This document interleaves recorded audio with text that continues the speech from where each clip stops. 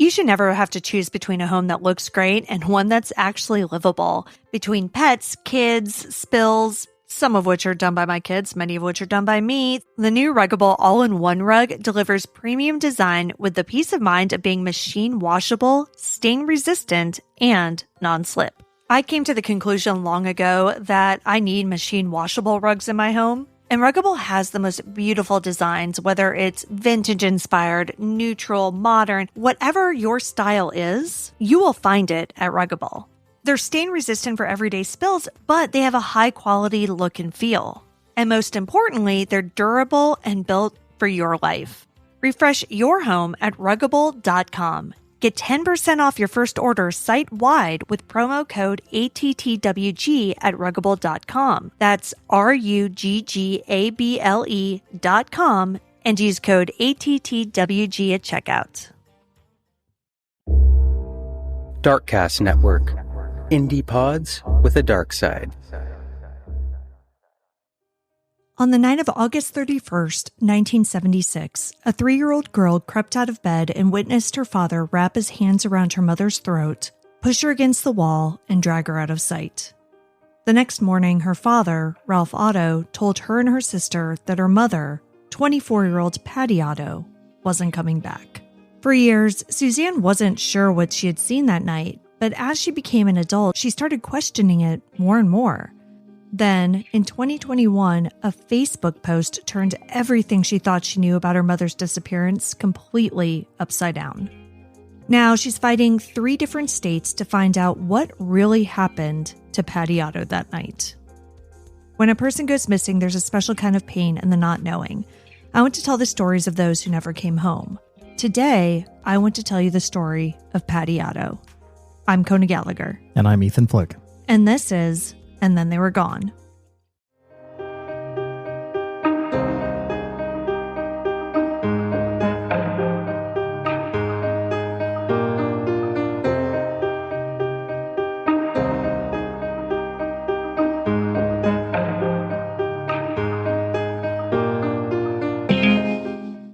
Welcome back, everyone. Welcome back. Thank you for joining us once again. I'm Kona. And I'm Ethan. And we're the husband and wife team behind this podcast.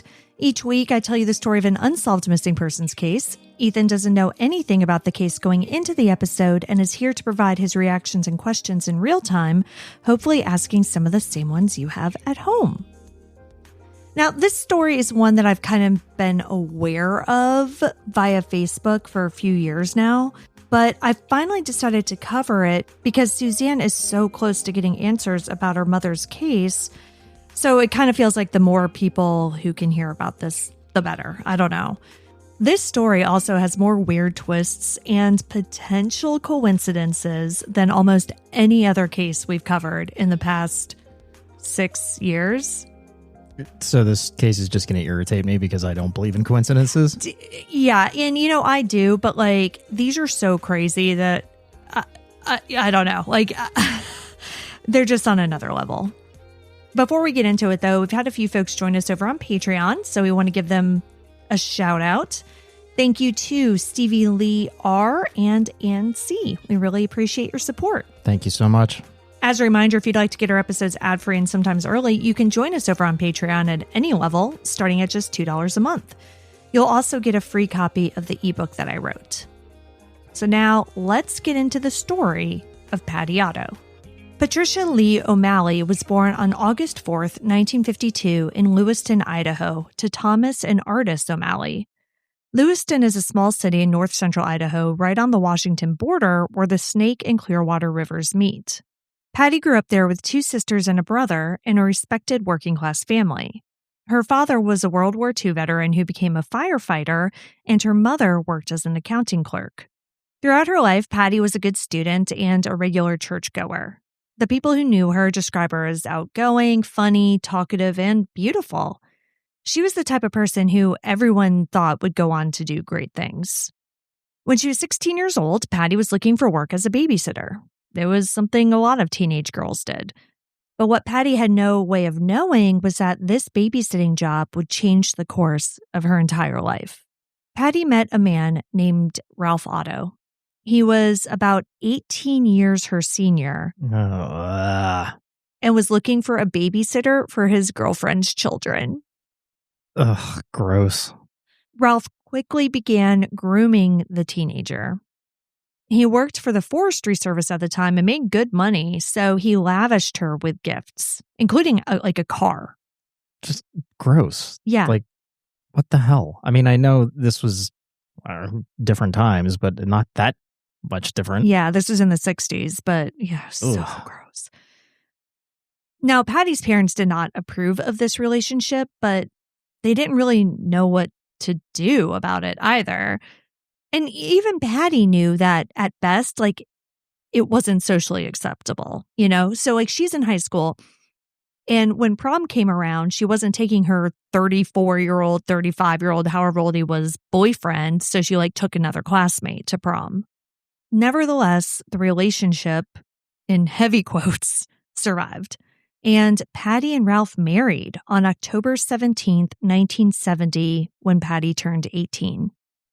That's disgusting. I mean, so what? He's 37 at that point? Yeah, something like that. Yeah. Ugh. It's so gross. And again, I'm not blaming Patty for any of this. She was literally a child. So I don't want this to come off as victim blaming at all. No. Obviously. We're blaming him. Yeah. No, he's a creep. Their daughter, Natalie, soon followed, and a second daughter, Dallas, was born when Patty was 21. Now, Dallas now goes by Suzanne, so that's how I'm just going to refer to her throughout the rest of this. And Suzanne becomes a big part of this story later on. I don't know how long it was before the marriage started to deteriorate, but it seems to have gone bad pretty quickly. Ralph was a drinker and had been married before. His former wife later told police that the couple fought constantly and she got, quote, slapped around, end quote. Because of his drinking and his violent tendencies, Patty never left her children alone with Ralph. She loved her kids and she loved being a mom. Despite the nightmare marriage that she found herself in, Patty was working hard to give her girls the life that they deserved. Now, Ralph, like I said, he was well off. Not well off generational wealth, but he had a good job. They were doing well. So Patty likely did not need to work, but she chose to work. So she got a job working at a local insurance agency. She also enrolled as a full-time student at Valley Business College, where she took night classes. By the spring of 1976, the writing was on the wall. Patty came to understand that her situation was untenable, so she filed for divorce. She got her own apartment and took both of her kids with her. She would go to work, take care of the girls, and then at night, she would drop them at her parents' house and go to class. During that time, she also reconnected with a man she had known in high school, Randy Benton, who had just come back from the military. But of course, it's not easy to make a clean break when you're in a bad marriage like that, especially in 1976. And I think that's really important because 1974 is when the Fair Housing Act finally included women.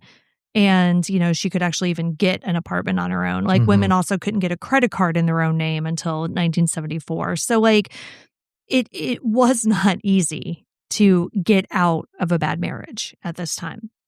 And Ralph wanted her back. So, in an effort to do that, he checked himself into a rehab center.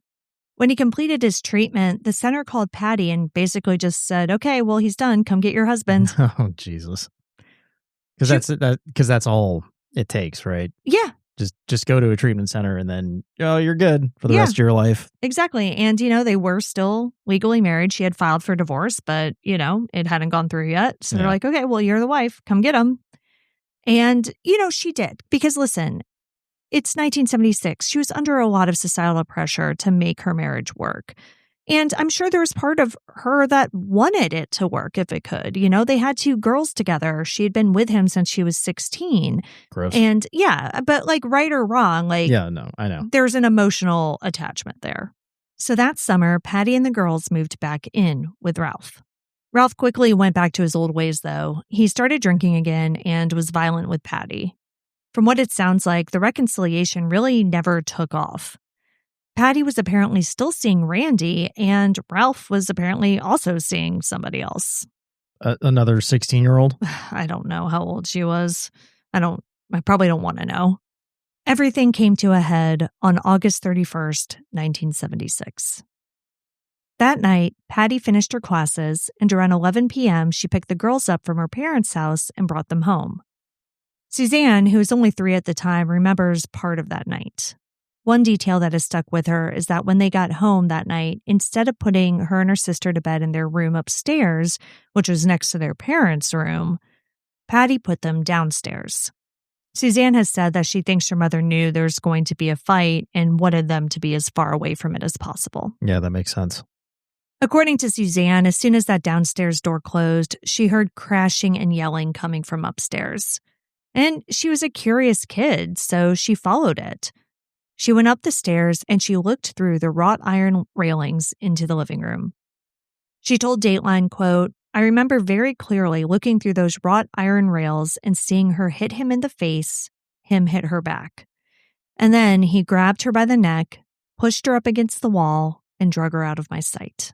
End quote. She ran back downstairs to her big sister Natalie, who was only 5 years old herself.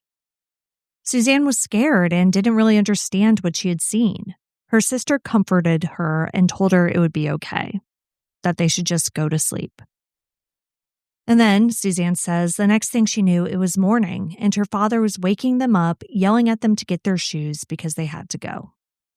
That morning, he loaded the girls into the car and drove them across the river to Washington to his girlfriend's house, saying that they had to help her move. He told the girls their mom didn't want to be a mother anymore and wasn't coming home. Then he dropped the kids off at Patty's sister Alice's house and said that he was going to go look for his missing wife.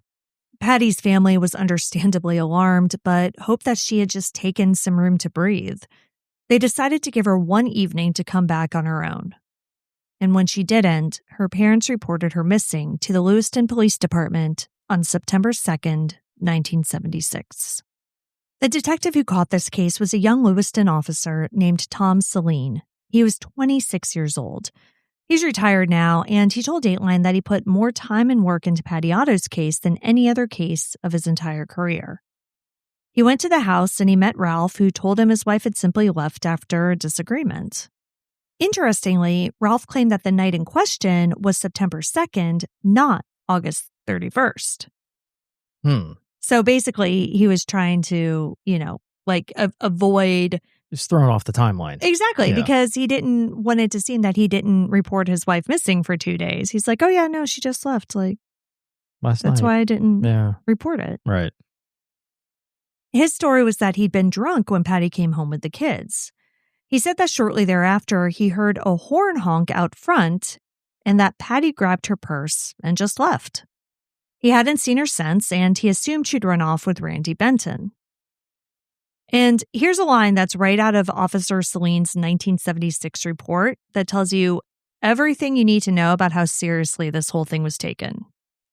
Police searched the property, wrote that they found, quote, no sign whatsoever of foul play, end quote, and advised Ralph to, quote, get off the drugs and whiskey so that his wife would return to him, end quote. Jesus Christ. Police figured that she'd cool off and come back. No one talked to Suzanne or Natalie, and the case was not pursued as a homicide or as a criminal matter at all. I mean, they didn't even go and talk to her boyfriend?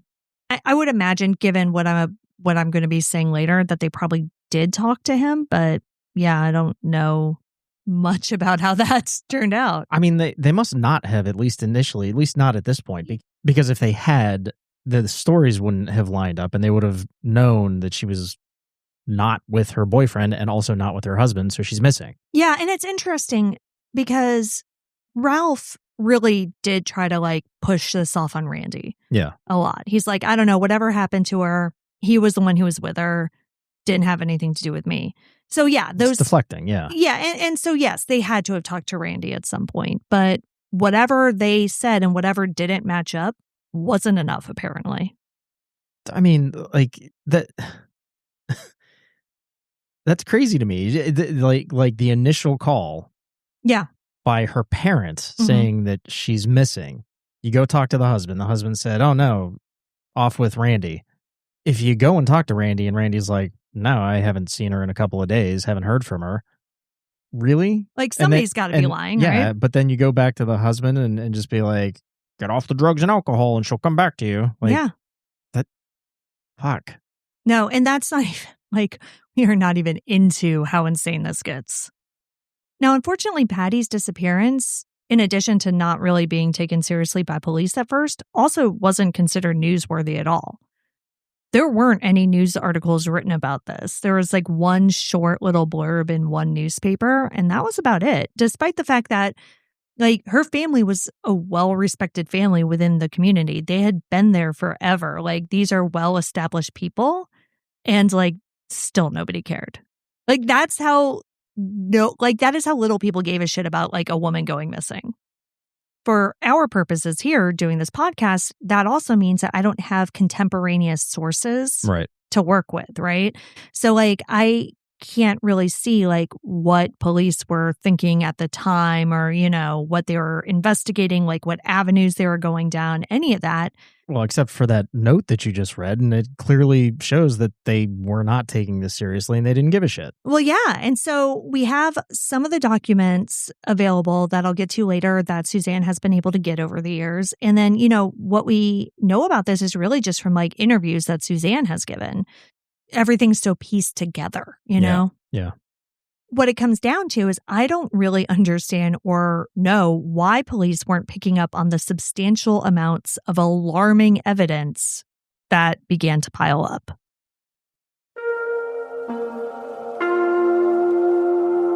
This message is sponsored by Greenlight.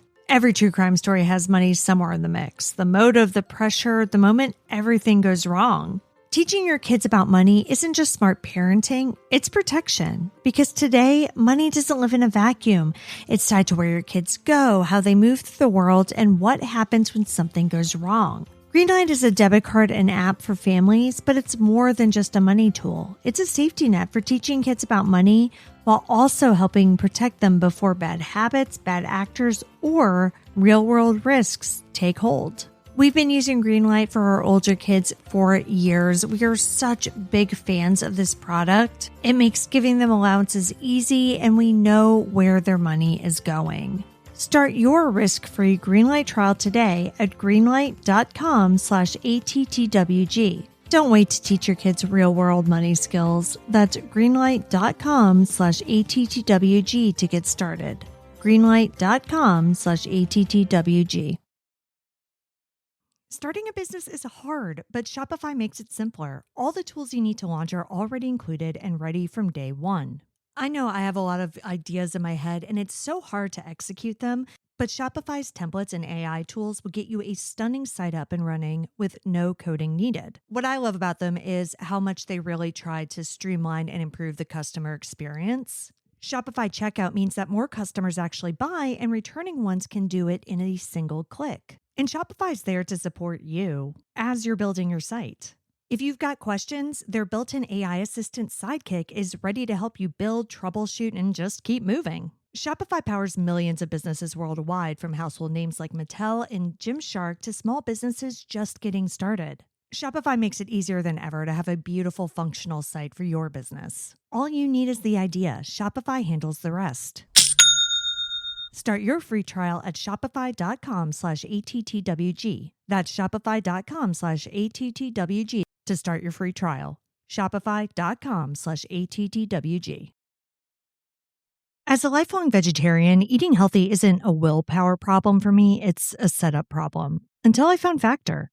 I work from home, so theoretically I could be cooking my own meals every day, but the truth is I don't. So ever since I've been using Factor, it's really been a game changer because now I can actually eat healthy at home with very little effort. Plus, Factor has meals that are built around your goals, whether it's weight loss, overall nutrition, more protein, GLP-1 support, the list goes on. And what I love is that they're fresh and never frozen. They have over 100 rotating weekly meals, including newly launched ready-to-eat salads.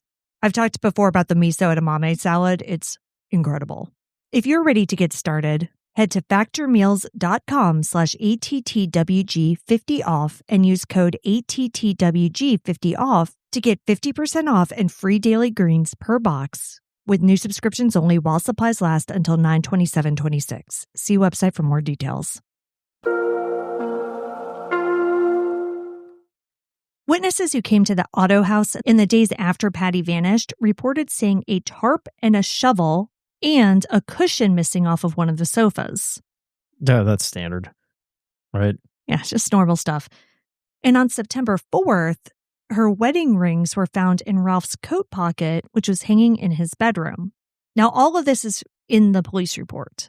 So like, this isn't just like rumors that have been passed down. Well, yeah, because you said witnesses, but then you're saying that the rings were found by a police detective or somebody. I don't know who they were found by, but whoever found it made it into the report. Yeah, Jesus. Yeah. Another thing that was in the police report, or, the police file that Suzanne ended up getting, was a letter written by a woman named Verna Eddy that said Ralph Otto had choked and raped her while, quote, laughing like a madman. Now, what I don't know is like when that allegedly occurred. Mm-hmm. I don't know if that was, years before, if it was years after, if it was around this time. I don't have a date on that.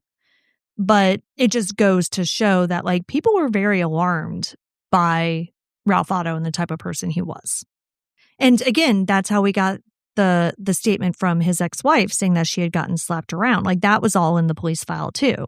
So like police were aware of his history of violence, or an alleged history of violence at the very least. But no, let's not look into it. Yeah. A few years ago, Suzanne started a Facebook group called Patty's Voice, and in it, she has posted some of the documents from the police file. One of the documents she posted is handwritten interview notes from an interview that Captain Dwayne Ayler did with Ralph. On this piece of paper, it says, quote, "I am a very violent person. I'm a very violent person. I get all worked up over certain things," end quote. This is ostensibly a quote from Ralph. And Ralph, it should be noted, was allegedly under the influence of drugs and alcohol during this interview. He also talked about Randy, the man Patty was seeing, saying, quote, "If I found him Tuesday, I was going to kill him, just outright kill him. He was going to be a dead man. The hate I have in my guts for him, if I just had 5 minutes with him, you wouldn't have to worry about him anymore, or her," end quote. So he's basically admitting that he would have killed her, or him. He would have killed him and potentially already killed her. Yeah, I mean, or he would have if he found them together. Basically you wouldn't have to worry about him or her, meaning if he found them together, then yeah, he would have killed them both. Yeah, well, I mean, he's very clearly admitting that he's a violent person. I mean, right. I mean, he said it twice. And when was this interview? Like a couple days. I mean, within the first week, I think. Okay, so again, like he's admitting that he would have killed one or both of them. Yeah. But they're still on the, get off the booze and drugs and she'll come back to you. Yeah. Unbelievable. No, it is. And it's even worse. It's even worse than that. He also told Captain Ayler in this, interview that he owned a .357 Magnum and that he assumes Patty took it with her. Oh, come on. So he admitted that the murder weapon was missing, essentially. A weapon. Sure. Yeah. But I mean, honestly, I wouldn't necessarily think that was the murder weapon because, Suzanne, Natalie, nobody remembers hearing a gunshot. There's no evidence of that happening in the house. So there's a tarp and a missing cushion. So yeah, for sure. And, who's to say that this is several days later before they even had access to this, before they even knew about it. Right. And he took the kids to her sister's and left the kids there to go, quote unquote, look for his missing wife. Yeah. Right. So what was he doing then? He's fucking cleaning up. And this is the 70s. It's not like they did. Well, I mean, even the initial detectives, they didn't do any forensics whatsoever. No, and I don't think there was ever a forensic search of the home. I mean, from what I'm kind of piecing together, it seems like they looked around, And didn't bother to make note of the tarp. Yeah, and I don't know if the couch cushion. I mean, right. And I don't know if that was missing at the time. I don't, again, because I don't have the exact timeline of all of this. But yeah. So basically he's trying to say that Patty took the gun with her, and also she had $500. So like that was the money she was using to start her new life or whatever. Now, this is what makes this even crazier. Because what he said about finding Randy on Tuesday refers to Tuesday, August 31st. That day, Patty was late coming home from class, and Ralph thought that it was because Patty was with Randy. He allegedly took his gun, went to a local bar, and asked if anyone knew where Randy was. Where is this information coming from? So this is, so the police were called. Oh, Jesus. So that's where, so they already like knew about this. This Okay. is a known fact. Okay. So basically he was like drunk, went to this bar, demanded like if anybody knew where Randy was, ordered a beer, was waving his gun around. The bartender, whoever called the cops, was like, this is a little much. And Randy apparently finished his beer and took off before the cops got there. And this is all on August 31st. Jesus. Police knew that on August 31st, Ralph was angry. He had a gun, but that wasn't enough. A few months later, a family friend told detectives that on December 4th of that year, 3-year-old Suzanne had said, quote, "Mama hit Daddy, Daddy hit Mama, Daddy carried her out," end quote. So this is 4 months after. Mm-hmm. This also made it into the police reports. Yeah. Yeah. But that wasn't enough. Now, somewhere during all of this, Ralph got a lawyer and Stop talking. Yeah, exactly. Then things got even crazier because clearly Ralph was getting away with this against all odds, right? Like even though he wasn't talking, police apparently weren't going with any of the other evidence that they had. But that wasn't good enough for Ralph. Ralph was still like, these cops, Celine and Captain Ayler, they're like, they're on my ass. I got to get them off. So what does he do? This is just so absurd that I'm not, obviously this is all awful. I'm not trying to make light of any of it, but it's genuinely absurd. Ralph put a hit out on them. On the cops? Yes. Okay. Ralph Otto tried to have the police officers who were investigating him killed. Specifically, according to Celine, Ralph went to a bartender and tried to find a mafia connection to take out both Captain Ayler and Celine himself. Now, apparently, this bartender had previously told Ralph that if he ever needed someone taken out, that he knew people. The bartender was talking out of his ass. Like, the bartender didn't know anyone. And so when Ralph was like, yeah, no, I do actually need somebody taken out, the bartender's like, okay, cool. Let me work on that for you. And then call the police. I can't imagine a bartender in Northwest Idaho is real connected with the mob. I don't know. I mean, I don't know. Look, I know the mob was big in the 70s, but I don't know about in that particular region. Yeah. So investigators set Ralph up with an undercover state investigator posing as a hitman. And I read one article that said he was like a liquor investigator or something. Like he wasn't a member of the FBI or even a detective. I think he was, usually like finding a liquor control underage. board? Yeah. But in any case, they set this guy up and he posed as a hitman and met with Ralph. He told Ralph that he'd only do one hit at a time, right? Like he's not going to go and kill both of these cops at the same time. Ralph agreed and said that Captain Ayler was his first choice and paid him $250 to do the job with the promise of $750 more when it was completed. $1,000? $1,000. Okay. In 1976 money, that would get you. It's still not a lot of money. I don't know. I think you could get a car with that. So on October 27th, 1976, which happened to be his daughter Natalie's 5th birthday, Ralph was arrested on attempted first-degree murder charges. He went to trial and was convicted and sentenced to 10 years. But even that wasn't enough to get charges brought against him in Patty's disappearance. Like they didn't even do any further investigation. It doesn't sound like it. They were just like, all right, we got you on this. We're good. Yeah, which to an extent, okay. But if he got a life sentence. Yeah. But he got 10 years. Or if they did any investigation into her disappearance at all. Yeah. I mean, this is one of those things where it's like, okay, we've got him on this charge. Now let's do a heavier investigation and bring additional charges Right. at that same trial. Right. Stack it all up. Yeah, that's what I'm saying. Yeah, Like, exactly. Why Show would the you jury just... like this guy is a bad guy. But they didn't do that. Now, Ralph had a good lawyer because, again, he had money. Though he did get convicted, he appealed, and it went all the way up to the Idaho Supreme Court, who voted to overturn his conviction. Based on what?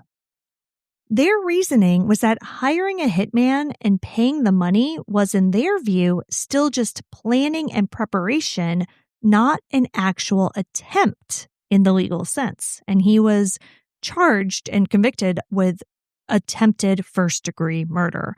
But because at the time, Conspiracy Idaho wasn't an solicitation option. wasn't, they didn't have that on the books. Jesus. And so the Supreme Court was like, well, he didn't actually attempt to murder anyone. So back then you could just plan. Yeah. You could plan a murder and be totally fine as Right. long as it didn't happen. Right. Now the charge would be conspiracy to commit. Yeah, or solicitation or whatever. Yeah. depending on, Yeah. But Wow. no, they just didn't have that at the time. So his conviction got overturned and he ended up only spending 4 years in prison. Now, when Ralph was in prison, Suzanne and Natalie stayed with Patty's sister. When he was released, he was able to get them back. And by that point, the girls didn't know what to think. So they're like 10 and 7 at this point. They're still very young. Patty's family had been prohibited from talking about her by Ralph, which I don't know why they listened to him. Yeah, like he's in jail. Yeah, I don't know. He probably killed her. Like, what the fuck do you mean? I mean, I think my guess is that in order for the girls to stay with them and for Ralph's family not to fight for custody, the agreement was you can't talk about Patty, like you can't talk about Ralph kind of thing. I don't know. That's just speculation on my part. But anyway, so they had been with Patty's side of the family while he was in prison. Ralph gets out, takes the girls back, and then shortly realizes that he's not really cut out to be a single father. Weird. So he sent them to live with his sister. So now they're on Ralph's side of the family. Now, and that's when Dallas became Suzanne. So she changed her whole name because it's really interesting. They ended up growing up with this aunt and were very, very close with her, until she died in, I believe, 2023. The girls grew up with her, called her mom, very close to her.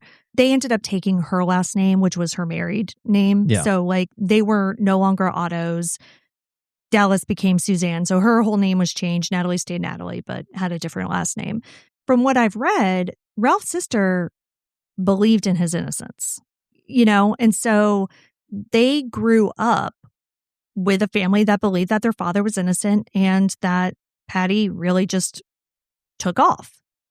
But they with Ralph's sister, they had a decent life. Yeah, it sounds like it. I mean, it sounds like she was a lovely woman. Good. Well, look, this is a terrible, horrible story. Yeah. But at least there's some sort of bright spot in this. It's not like the kids, even Suzanne having that extremely traumatic memory from when she was 3 years old, seeing her mom getting beaten and dragged away, like that's awful. Yeah. At least that's the only memory that she had. Because, you know what I mean? Because right, it could have been worse. A lot worse. But it could have been better too, because apparently that's the only memory she has of her mother. Yeah. Which is tragic. But yes, it does sound like they were actually able to grow up and have, a fairly decent life for a while, because things are about to get really bad again. After his release from prison, Ralph wasn't doing well. He, there was one article that I found where Ralph was interviewed after his release. And because, him getting his conviction overturned was a big story, as you can imagine, right? And so he's like, this was terrible. I was unjustly imprisoned. Sure. And I'm going to move to Australia and start over because I can't get a job here. So basically, even though his conviction was overturned, nobody really wanted to hire him.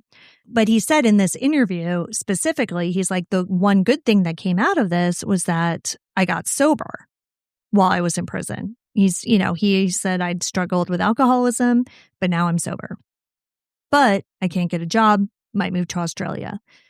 Now, there are no other articles, but basically, it sounds like he still was not able to get a job.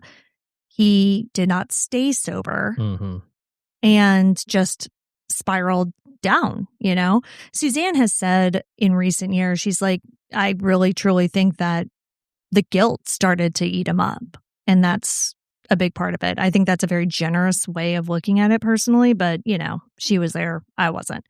In any case, things started to spiral. He ended up getting arrested for theft.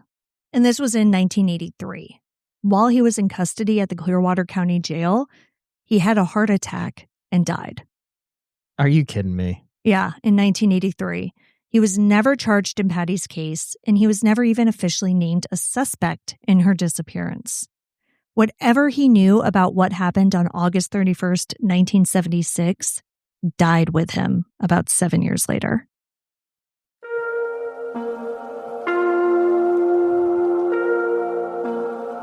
The best summer pieces are the ones you end up wearing on repeat. They're comfortable, versatile, and somehow right for almost every occasion. That's why I love Quince. I'm actually wearing a pair of their 100% European linen pants right now as I'm recording this. They're perfect for a hot day like this, where I can still look put together and stay cool. But Quince is more than clothing. They have 14-karat gold jewelry that adds a subtle finishing touch, whether it's simple hoops or delicate chains. They make even the most effortless outfit feel intentional. Quince also offers elevated essentials for your home, from bedding and bath to kitchen essentials and furniture. And everything at Quince is priced 50 to 80% less than similar brands. They work directly with ethical factories and cut out the middlemen, so you're paying for exceptional quality, not brand markup. So if you want to make your summer wardrobe feel easier, go to quince.com/ATTWG for free shipping on your order and 365-day returns. Now available in Canada too. That's QUINCE.com/ATTWG for free shipping and 365-day returns. Quince.com/ATTWG. Your body is already sending you signals, and for me, the signals are loud. The afternoon crashes, the plateau at the gym, the sleep issues that won't resolve. Gevity helps you look under the hood and actually address them. Gevity is the first all-in-one precision health membership that goes beyond the traditional healthcare system, which is designed to react, not to prevent. You go in once a year, get a basic panel, and here, everything looks fine. But fine is a low bar. It means nothing is critically wrong right now, not that something isn't coming around the corner. Heart disease, metabolic dysfunction, hormonal decline, these don't show up overnight. They develop quietly, sometimes for years, while the system tells you that you're healthy. With your Gevity membership, you get a dedicated 3-person care team, including a longevity specialist and clinician to guide your health journey. You get full body testing beyond blood work, including gut microbiome analysis, advanced genetic testing, cancer screening, and more. Right now, we're offering our listeners 20% off your purchase if you go to our link, gogevity.com/gone, and use code ATTWG. That's gogevity.com, GOGEVITI.com/gone to get 20% off your purchase with promo code ATTWG. I'm really excited to tell you, we've got another banger from Kensington Publishing and author Noelle W. Eiley, who wrote Ask for Andrea. Her new book, Gray After Dark, is incredible. It's a thriller that's inspired by a real crime, the 1984 abduction of Olympic biathlete Carrie Swenson, who was kidnapped and left stranded in the wilderness by her attackers. The story follows Miley, an injured Olympic hopeful who's spending the summer training in Idaho's remote Frank Church wilderness when she's abducted during a morning run. Suddenly, she's trapped in an off-grid cabin miles from help, forced to rely on her athletic training, instincts, and sheer determination to stay alive. This book doesn't come out till June 30th, but I was so excited to get an early copy. And what I loved is it's not just a thriller about escaping a captor. It's also a battle against wilderness itself. Miley's stuck in the woods and realizing that surviving one more day is far from guaranteed. So if you're a fan of Frida McFadden, Karen Slaughter, John Mars, or true crime stories, Gray After Dark absolutely deserves a spot on your list.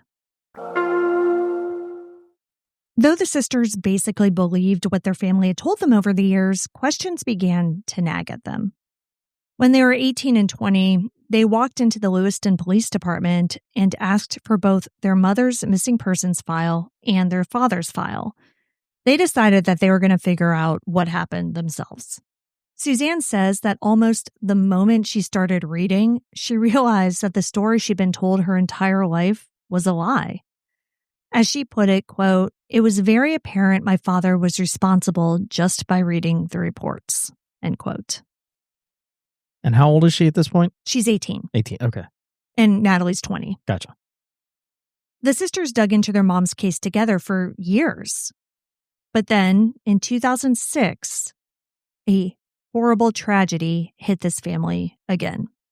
Natalie died from carbon monoxide poisoning in a freak boating accident. What the hell? According to news reports, it's even worse. Natalie, her husband Jeff, their 12-year-old son Jonathan, and Jonathan's friend Kyle were boating on Clearwater Lake over Memorial Day weekend when a storm hit. They were on a motorboat. They covered up in order to avoid the rain and died of carbon monoxide poisoning. Jeff was driving the boat at the time, and then it crashed into shore. I don't even understand how that happens. Yeah, so I read a little bit into it because one of the articles kind of explained how carbon monoxide poisoning on boats was a really big danger that a lot of people just don't know about. And yeah, apparently it has to do with the onboard motor. If you have an onboard motor, I guess if you cover up when you're on it, it is just really quick and easy to die of carbon monoxide poisoning. Now, losing her sister, her nephew, her brother-in-law, that, of course, was devastating for Suzanne. All of the case files and their mother's belongings were at Natalie's house. There were boxes and boxes, but Susan says she wanted nothing to do with any of it. She put them away and didn't look at it again for years, which, again, I completely understand. At some point, Suzanne got married. She had kids of her own. She had her own family to deal with as well, right? She's dealing with the grief of, she's lost both biological parents. She's lost her sister, who was, the one who was really helping her in this fight to find out what happened to their mother. She lost her nephew, her brother-in-law. And then in 2013, about 7 years after Natalie's death, her 17-year-old son died by suicide. Oh my God. Objectively, this is just too much for one person to deal with. I don't know how she continued to put one foot in front of the other or work or raise her other children, much less investigate her mother's decades-old disappearance. So for years, Patty's case sat dormant once again until something insane happened in 2021. Suzanne was just in bed, scrolling through Facebook one night, as a lot of us do, and she came across a pencil drawing of her. She's just scrolling. She sees this drawing. It's her face. And she's like, wait, what the hell is this? So she reads the post, and the drawing belonged to a Jane Doe nicknamed Finley Creek Jane Doe. But it was her face. She told Dateline that her first thought was, quote, "Why would somebody draw me? It's like they took my picture at 30 and penciled it," end quote. Then she read the post, which was put up by the Finley Creek Doe Task Force. It said that the doe had been found in 1978, wearing red pants and a white blouse, the same outfit that Patty Otto was last seen wearing.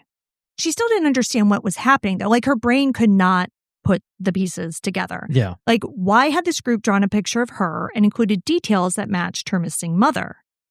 She did not understand, because I need to make it so clear how, because if you look at this case online, you will see a picture of Suzanne, the drawing of the Finley Creek Jane Doe, and then a picture of Patty. The drawing doesn't look like Patty. It looks like Suzanne. That's weird. It was. It's so, that's why, her brain just, could not compute. So she messaged the page and was like, hey, like, what the hell is going on here? So, of course, she also woke her husband out and was like freaking out completely. So she messaged the task force and then kind of began to put the pieces together. On August 27th, 1978, 2 hunters in the forest near Finley Creek, which is about 18 miles north of Grande in eastern Oregon, came across human remains in a shallow grave on a hillside. They saw a human skull and rib bones poking out of the dirt. In and around that grave, investigators found a skull and spine, rib bones, part of the pelvis, arms and legs, and light blonde or brown hair. They also found pieces of white cloth with what looked like red hearts printed on it, a white halter top, red knit pants in a size 15-16 that appeared to have been altered, and ankle-high shoes. And near the pelvic bones, they found small bones. Bones that told them that the woman had likely been pregnant. And here's the thing. At the time, in 1978, Patty's family was actually told about this body. Detective Celine drove Patty's parents to Oregon because investigators thought that the remains might belong to Patty. Suzanne was 5 at the time, and she remembers her grandparents coming home from that trip absolutely shattered, saying they found a blonde-haired, short woman in red pants and a white blouse, but that it wasn't Patty. The remains were skeletal, so obviously they couldn't, identify her. So it was also before DNA. So Oregon State Medical Examiner William Brady relied on x-rays. And according to him, the x-rays didn't match Patty. What x-rays? In September 1978, he compared Patty's dental records and concluded, quote, the skull is clearly not that of Patricia Otto, end quote. His reasoning was apparently based on the fact that Patty's wisdom teeth had been removed, but the Jane Doe still had her wisdom teeth. Okay. Reasonable conclusion. Well, exactly. I mean, you can't just grow more wisdom teeth after you've gotten them removed. Right. But Suzanne later discovered that the only basis for that belief was a handwritten note on the envelope of Patty's x-rays, suggesting, in her view, that Patty likely needed to have her wisdom teeth removed, not that she already had. Suzanne also says that the note wasn't even written by the dentist. It was written by a friend who'd gone to the dentist with her mom. But no one knew that in 1978. So Patty's parents made peace with the fact that this random woman with the red pants and the white shirt wasn't their missing daughter. And no one ever found out the identity of Finley Creek Doe. In 1990, the Oregon State Police and the district attorney basically gave up. I have a question. Yeah. On the Doe. Uh-huh. Were they able to determine a cause of death? No. So it wasn't like there was a bullet hole in the skull? No. Okay. They ordered the remains cremated and the evidence destroyed because of the age of the case. Oh my God. Are you kidding me? Why? The report says, quote, it could not be determined how the victim died, nor was the victim identified. Case closed, end quote. Why would you destroy the evidence, though? Isn't that insane? Just like to save space. And this was in 1990. 1990. So 12 years. Right, but technology was already advancing in 1990. Why wouldn't they, DNA was already a thing. I know. Why wouldn't they just hold on to the evidence and put it in storage? Yeah. Oh my God. They were a small office and needed the space, I Then guess. buy a fucking warehouse. I know. So the bones that could one day have been DNA tested were burned. But somehow, the story gets even crazier. So after Suzanne came across the Facebook post in 2021, she started looking to old newspaper articles about the Jane Doe. In one, it said that it was 2 hunters who found the body. And the hunters were from Milton Freewater, Oregon, which is apparently a pretty small town. Okay. The newspaper article named the hunters. One of those names was Lee Parr. So Lee Parr from Milton Freewater, Oregon. Suzanne goes, wait a minute. I know somebody named Lee Parr. from Milton Freewater, Oregon. Get the fuck out. It was the name of Suzanne's husband's grandfather. What? The other person who was there that day, the second hunter, was Lee Parr's 8-year-old son. That little boy was Suzanne's father-in-law. Holy shit. You've got to be kidding me. Suzanne immediately called her father-in-law and was like, hey. Do you remember finding a fucking dead body when you were on a hunting trip with your dad? Yeah, that's exactly what she asked. And he said, how do you know about that? I've never told you anything about that, end quote. And he said, yes, that was him because, you know, when you're 8 years old and you find a body, you don't forget it. And Suzanne said to him, quote, I think you found my mother, end quote. Now, apparently, after her father-in-law and his dad found the body, they had been told by police or somebody that it belonged to an elderly lady who had like been picking berries and had gone off the path and gotten lost and died. Who was also pregnant? Well, I mean, they didn't know all that, you know, like they never knew any of that, right? So they were just told that. And so, yes, that was like a crazy traumatic thing that happened to them. But there was nothing in her father-in-law's mind that would have ever connected that to his daughter-in-law's missing mom. Yeah. You know, especially since it was probably like another 30 years, 40 years before he even met Suzanne. As Suzanne dug into the actual Finley Creek case file, she and her cousin, who started helping her with the case after Natalie's death, found something strange. Patty Otto isn't mentioned in the Finley Creek homicide report at all.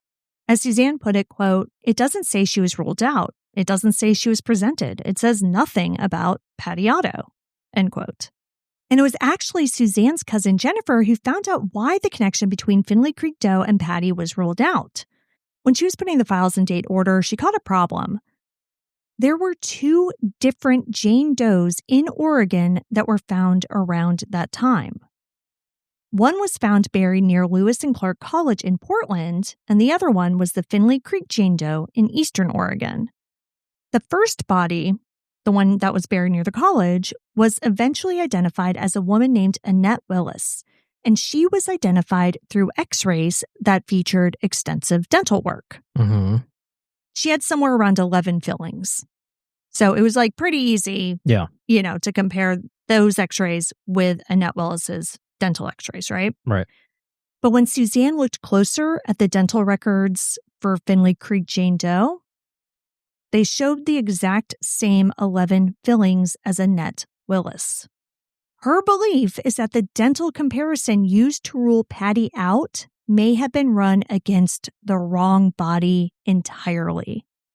So yeah, she thinks that basically instead of running Patty's x-rays against Finley Creek Jane Doe's x-rays, they ran them against Annette Willis's x-rays. And beyond the fillings, like the shape of the jaw, like nothing matched, you know? Yeah.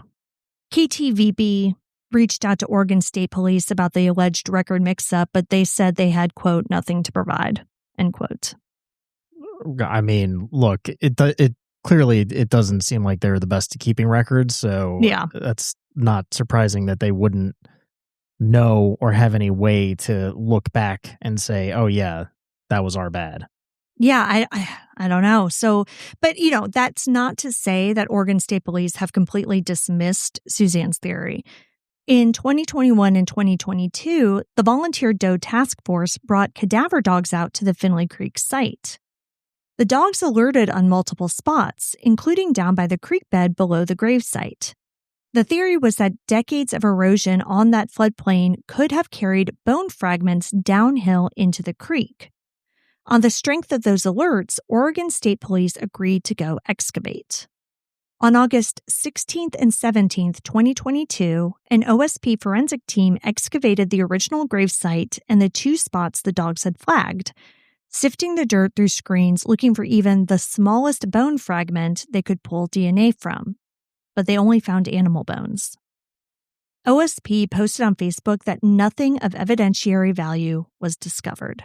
There was an article where Suzanne and some other people went down to where OSP had searched. And from what I could gather from the article, it seems like she just didn't think they searched a big enough area, basically.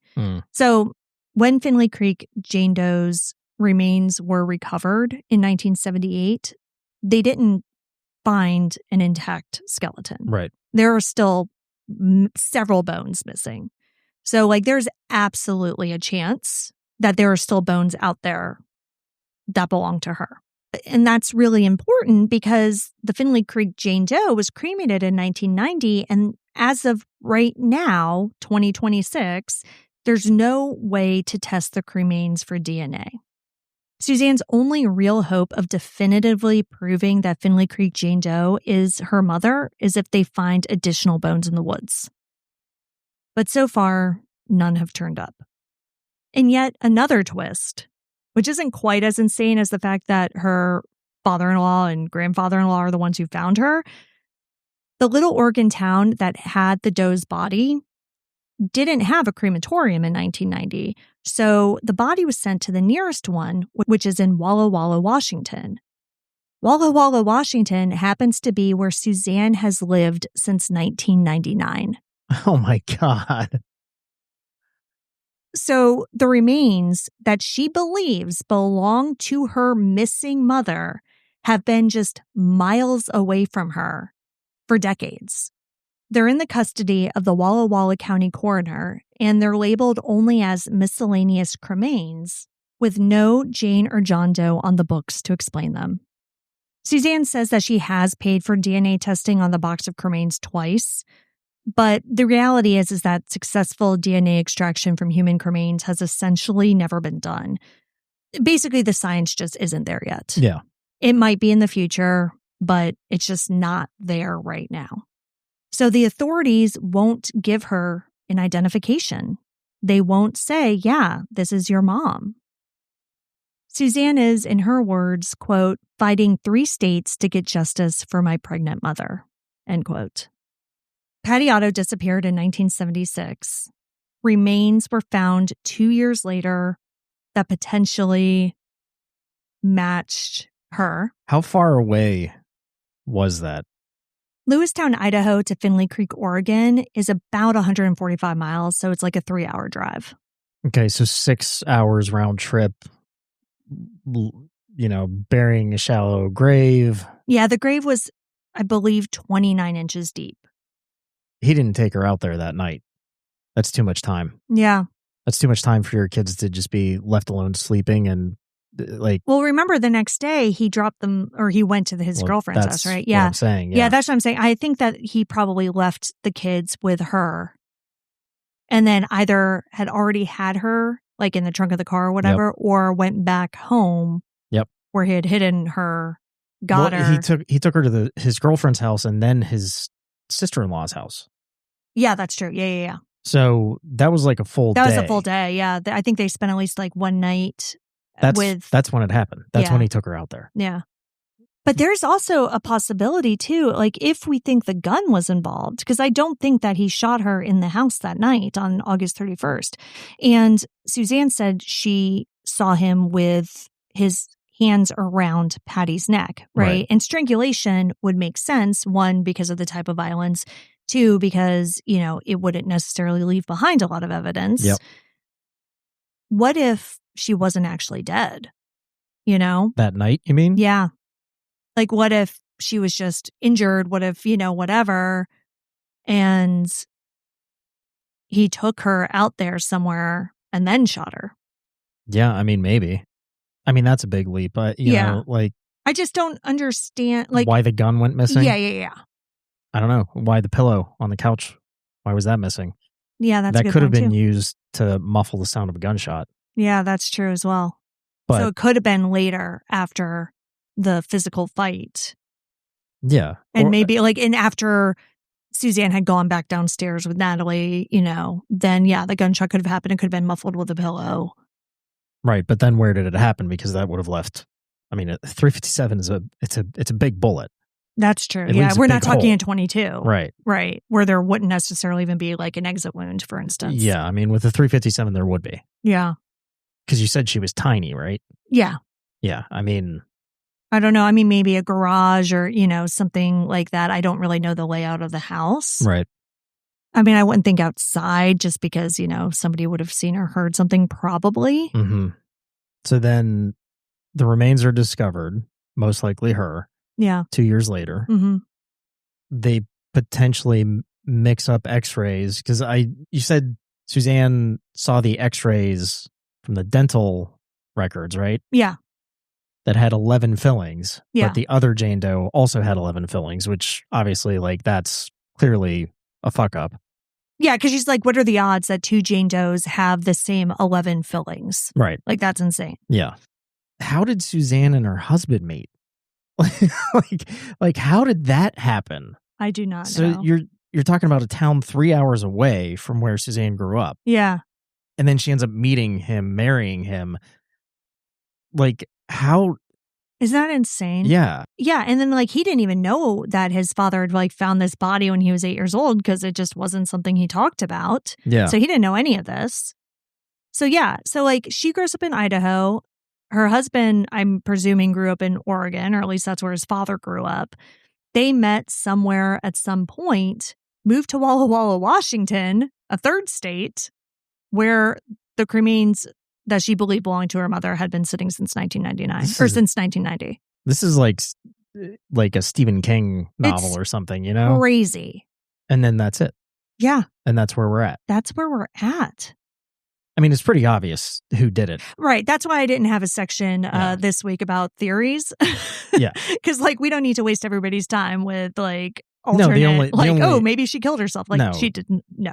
No, she was definitely murdered by Ralph. Yeah. It's just a question of how, when, we know the why. Yeah. And why the fuck the police didn't do anything about it. Didn't even investigate. That's the other thing. It's they didn't even bother to do a basic investigation. Well, but that's the thing. No, they did. I mean, because we have... they looked around the house. That's not an investigation. Correct. It's not like a forensic investigation, but there are so many things in the police file that it's okay, you have this information. Right.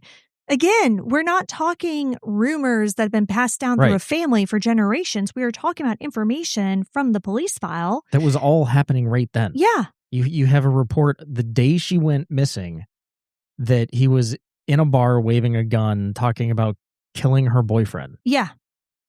That was known. That was known. Even though the police or the missing persons report was later, was a few days later. Mm-hmm. That was known then. Mm-hmm. You have this person who has a history of violence. You have this person who admits in an interview that he would have killed them had he seen them together. Why are you not digging further into this? I mean, I would just say misogyny. Well, yeah. Generally, I think that's the answer. But I think a bigger part of it, too, is the fact that there wasn't a body. Now, a no-body homicide case is a lot more common nowadays because there have been a lot of successful prosecutions of them. But back in 1976, they were very few and far between. Now, the very first one, I had to look it up because I couldn't remember. The very first conviction in the U.S. was in 1957. So we're talking less than 20 years. And I don't know how many had really been done in those 2 decades. So I think that a lot of it was, well, we're building this case. When we find the body, then we'll have enough to arrest him. Yeah. And they didn't find the body. And I think that misogyny and not having the body are the 2 big contributing factors here. I mean, I get not having the body, sure. But that's also potentially a foregone conclusion, or a putting the cart before the horse situation here, right? At that point, it's a missing persons investigation. Mm-hmm. Yes, with clearly the evidence is leading you towards her being dead. But why aren't you doing any investigation at all? You're gathering evidence, but not doing anything with it. Yeah. You're not pressing him more. You're not. Well, he did lawyer up. Sure. Eventually. Yeah. But also after giving an interview saying that he would kill her and kill her boyfriend. Yeah, yeah. You allegedly at some point interviewed the boyfriend and had to have found out that he didn't show up. He didn't take her away. So, well, according to him. Sure. But why aren't you pressing the both of them then? Yeah. One of the 2 of them is lying. gee, do I believe the boyfriend of this missing person, or do I believe the husband who was just down the street drinking a beer, waving a gun, saying he's going to kill the boyfriend? Right. I mean, I get that there's not evidence enough to pursue a homicide charge, but there's evidence enough to continue digging, to do more searches of the house, ask more questions about the fucking missing gun. Oh, she must have taken it when she left. Bullshit. No, it's just insane, like how many red flags there were in that police report that just apparently weren't enough. Ralph was arrested for the hit in October of 1976. So like 2 months later, right? He went to trial, I want to say like February of 77, but it was December of 76. So while he was awaiting trial, that the relative went to police and was like, hey, so Suzanne said that she saw Right. dad hit mom and mom hit dad and then him choke mom and, drag her out. They didn't think they could use that? I get that she was 3, but still. Yeah, 3 years old, but so what? I mean, Yeah. that's still witness testimony. Especially if they had the testimony from the ex-wife saying that he was violent with her, if they had the letter from Vera who said that he raped her. Like, I feel like there's stuff you can build on. Yeah. People have gotten convicted with a lot less evidence. Right. And maybe we don't know this, but like it's like I want to know how much investigation was done with the initial report, given all of that information that we have. Yeah. Did they talk to any of the neighbors? Did any of the neighbors hear a pop? Like, you can't ask now, probably because most of the neighbors are dead. Yeah. But like at the time, maybe a neighbor heard something that sounded like a gunshot, but was just like, well, I mean, But whatever. and nobody in a safe neighborhood believes it's a gunshot when they hear a gunshot. Right. But if you hear something like a loud bang and then the police the next day are like, hey, somebody's gone missing next door. Did you hear anything? Oh, yeah. You know what? Come to think of it, I did hear a loud noise. I looked out the window. I didn't think anything of it because it was quiet after that. Exactly. Didn't see anything. Yeah. Hey, did you happen to see Ralph loading anything into his car in the middle of the night? Mm-hmm. You know what I mean? Like, did they do any further investigation into this? I don't know. But the whole time I was going over the parts about, the dental x-ray mix-up and all that, it took me back to the case that we covered, Leah Roberts, who went missing in Washington State, so in this general area, and a mummified doe was found near where she went missing that had the same metal rod in their femur that she had, but it was ruled out because they said it was a male. And so I was like, well, was it though? Like, because you know what I mean? And yes, there are stories that potentially that doe was actually identified and, was a male and whatever. But from what I've read, that's even questionable. So I don't know. But like, it's making me not trust anything anymore. Yeah. Also a huge history of misogyny and just like, fuck it. She'll come back. And, to be fair too, like during that time period before we were all so connected, like people did just leave and like lose touch and, whatever. Sure. So that's why you do have so many unidentified missing people from that era and so many people who went missing and were never found. A lot of them, nothing, no foul play happened to them. They literally just like stopped talking to their family, moved to a different state, and then died later. That's also the number one fucking excuse of every murder that happened in that time frame was, they just left. I don't know. Well, it's still the number one excuse. Well, a lot easier to prove now that they didn't just it's leave. harder to get away with now. Yeah. But yeah. Yeah, back then, CCTV footage was rare, if at all. Yeah. Nobody had any cameras on their houses. Right. We weren't carrying cell phones. Nobody had cell phones. There was no social media. You're right. Yeah. I mean, people genuinely could leave and never be seen again, or they could get murdered. Yeah. And never be seen again. Yeah. But it's compounded by cops not doing their job.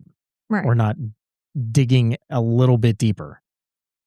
Suzanne's only real memory of her mother is from the night she believes she watched her father murder her. She lost her sister, who was her only partner in the search, but instead of letting it break her completely, she turned her grief into a one-woman investigation that pulled a forgotten 1976 case and a forgotten 1978 Jane Doe back into the light. She tied them together with police files, dental charts, and decades of stubborn love. She told KTVB, quote, "I just feel like she's calling me to bring her home. And she's like, I've been trying to help you this whole time. I'm listening," end quote. August 2026 will mark 50 years since Patty Otto was last seen alive, on the night she put her girls downstairs because she knew. She would be 73 years old today, and her daughter is still out there in Walla Walla fighting 3 states and the limits of forensic science, trying to do the one thing she's wanted since she was 3 years old, to bring her mother home.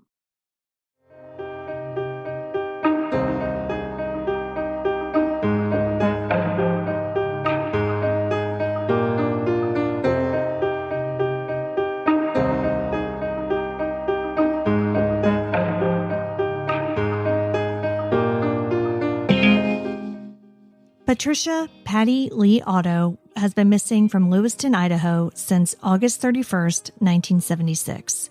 She is a white woman with dirty blonde hair and hazel eyes. At the time of her disappearance, she was approximately 5 foot 3 inches tall and 140 pounds, and she had a scar on her back. She was last seen wearing red knit pants and a white shell top, possibly printed with cherries. Patty was 24 years old when she went missing, and she may have been pregnant at the time. She would be 73 today. If you have any information about the disappearance of Patty Otto, please contact the Lewiston Police Department at 208-746-0171. If you have any information about the identity of the Finley Creek Jane Doe found near Grande, Oregon in 1978, please contact the Oregon State Police. You can see all the sources for this episode along with photos and videos at our website, andthentheyweregone.com. And be sure to follow us on social, and Then They Were Gone Pod on Facebook and at ATTWG Pod on Instagram and TikTok. If you like what we're doing, please subscribe and consider leaving a 5-star review on Apple Podcasts or Spotify. It will help new listeners find us. And the more people that listen, the more chances we have of bringing someone home. And we'll see you here next week for a brand new episode. See you next week. And Then They Were Gone is hosted by Kona Gallagher and Ethan Flick. All research, writing, and editing is done by me, Kona Gallagher. Theme music is The Stork by Ketsa. Additional music is provided by Kai Engel. And Then They Were Gone is a Little Monster production. Hey, you can do it!